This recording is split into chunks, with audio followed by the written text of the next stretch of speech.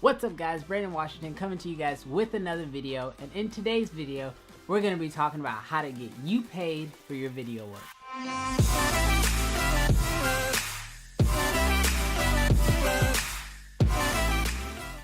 Alright, so obviously if you're watching this video you want to know how to get paid for your video work, and that's what this video is all about.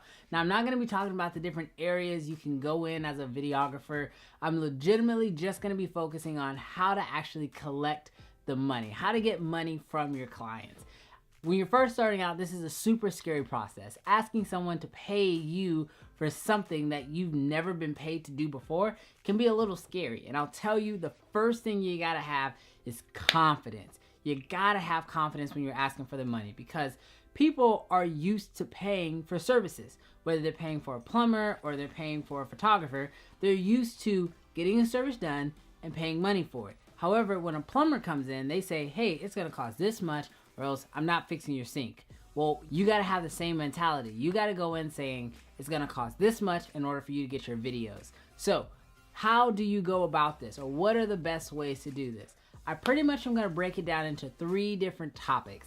And these are 3 things that I have personally done. Now, I know there are some other ones out there, but I can't speak on those because I've never done them. And as you guys know, I am not from money. Everything I've done has been hard work. I didn't go to school for this, so I've had to learn all this stuff the hard way. So hopefully this video may help you guys out so you won't have to learn the hard way like I did. Real quick, before I get started, I will be saying that I am going to put these in, descending order. So the first one is getting paid in person. This is my least favorite, but I know sometimes it's necessary. Getting paid in person is probably the scariest way to get paid, and that is because you can come out, show up, and still not get paid. This one's really tough. Not showing up and not getting paid is probably the worst thing that can ever happen, and trust me, I have been in those situations. I remember I showed up, did a wedding, I was supposed to get paid $1,500 and no money. Me trying to be, really nice about things, I kept shooting. I was like, hey, who's gonna take care of the bill? And they were like, oh, I'm waiting on my dad to come. Do you mind going ahead and start shooting? I was like, yeah, sure, no problem. I kept shooting. End of the night, came to dad and was like, hey, dad, I was told you were the one that's supposed to be footing the bill on this. And he looked me in the face and straight up said, sue me. I'm not paying you. I know, right? Ridiculous. I felt terrible. No lie, I felt pretty bad. So from that day on, I decided I'm gonna try my best not to have to deal with those in-person pays, but sometimes you gotta do it. So basically, my rule of thumb is if it's less than $500, then I'll do an in-person pay if that is the only option. But anything over that, I don't do it. I require money up front. So that's gonna take us into our second option, and that is invoicing. Now, invoicing, in my opinion, is my favorite.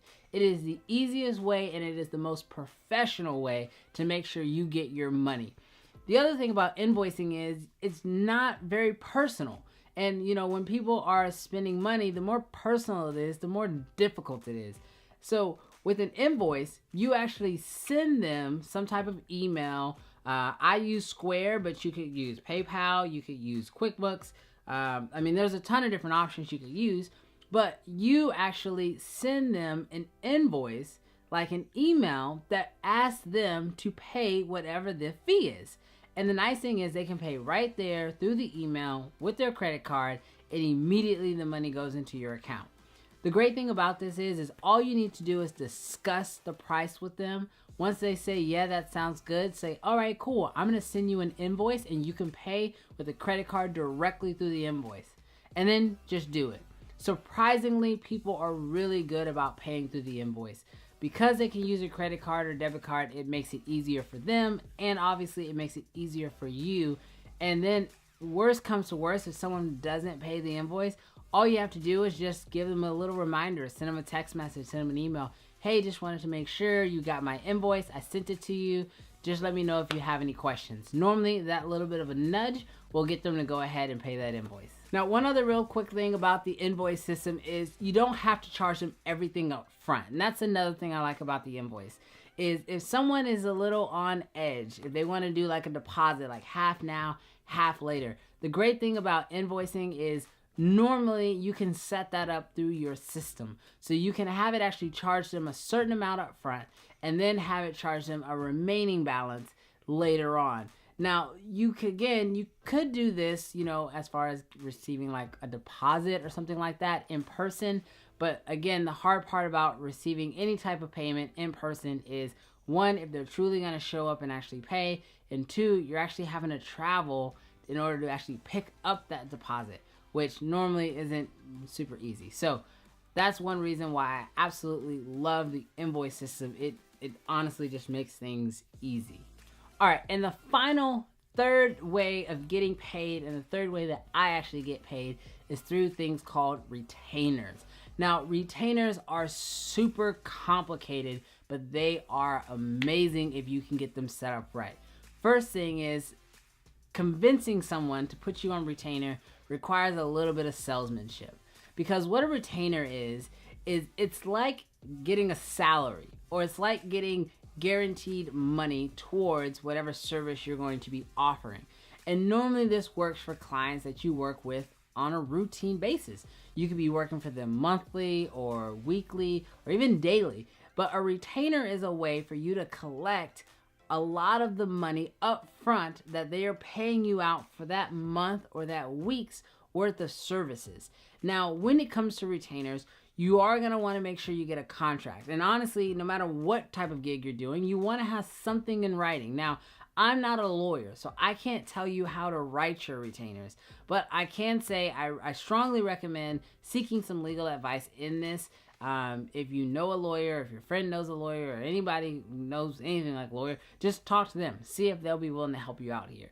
But basically, a retainer, like for example, in my situation, one of my clients, they pay me X amount per month. This includes a video shoot and then some social media marketing stuff that I do for them. Well, the nice thing about this is it allows me to budget my life around said retainer. So all I have to do is make sure that I'm providing the services that they want and it is to their level of expectation. So that way I keep that retainer. And this way I know I'm getting that much money, at least that much money every single month from that client. Now, again, retainers are like the golden gems. This is what you should be looking for, because this will really help you to keep an adequate amount of income, especially if you're planning on doing this full time. However, this doesn't always work because not everybody needs you on a routine basis.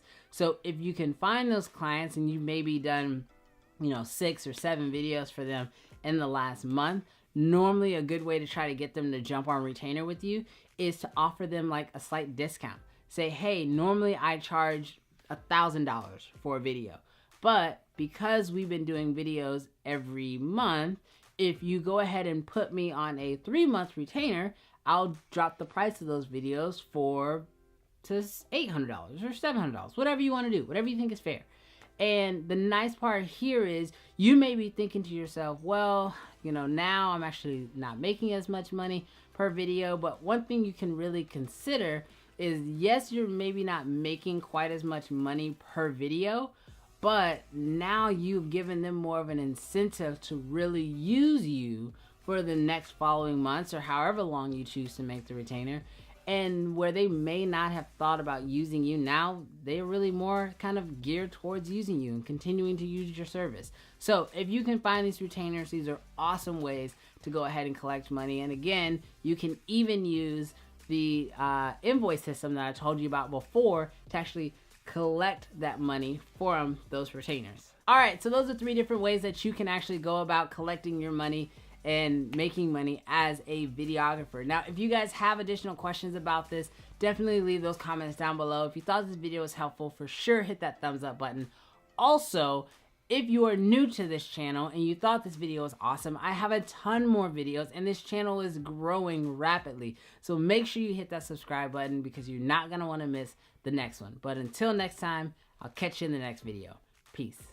Whoa, real quick, before you actually click off of this video, I got one really cool thing happening. So starting tomorrow, which is Friday, I'm going to be dropping new content every single Friday, and it's going to be something special. So make sure y'all check back tomorrow. I'm going to have an awesome video for you guys with my new segment I'm calling Free Stuff Fridays. I'll catch you guys tomorrow.